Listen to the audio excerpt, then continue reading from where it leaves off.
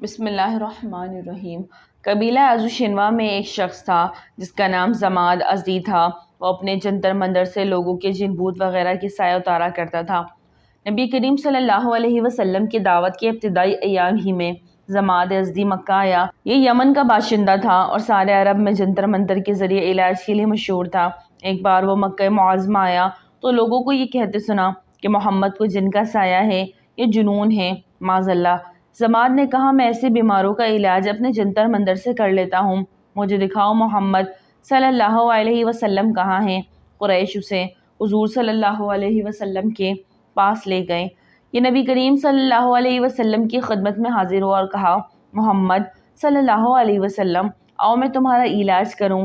اگر حضور صلی اللہ علیہ وسلم نے اس کی فضول بات کا جواب دینے کے بجائے یہ خطبہ پڑھنا شروع کیا، سب تعریفیں اللہ کے واسطے ہیں، ہم اس کی نعمتوں کا شکر ادا کرتے ہیں، ہر کام میں اس کی اعانت چاہتے ہیں، اللہ جسے راہ دکھلا دے اسے کوئی گمراہ نہیں کر سکتا۔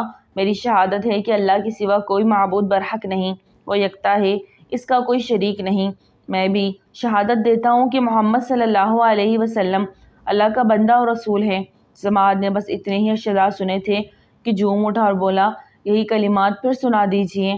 2-3 دفعہ اس نے یہی کلمات توجہ سے سنے اور باختیار بول اٹھا، خدا کی قسم میں نے بہت سے کاہن دیکھے، ساحر دیکھے، شاعروں کو دیکھا، لیکن ایسا کلام تو میں نے کسی سے کبھی بھی نہیں سنا۔ یہ کلمات تو ایک اتھاہ سمندر جیسے ہیں۔ اے محمد، اللہ کے لیے اپنا ہاتھ بڑھائیے تاکہ میں اسلام پر آپ کی بیعت کر لوں۔ سبحان اللہ۔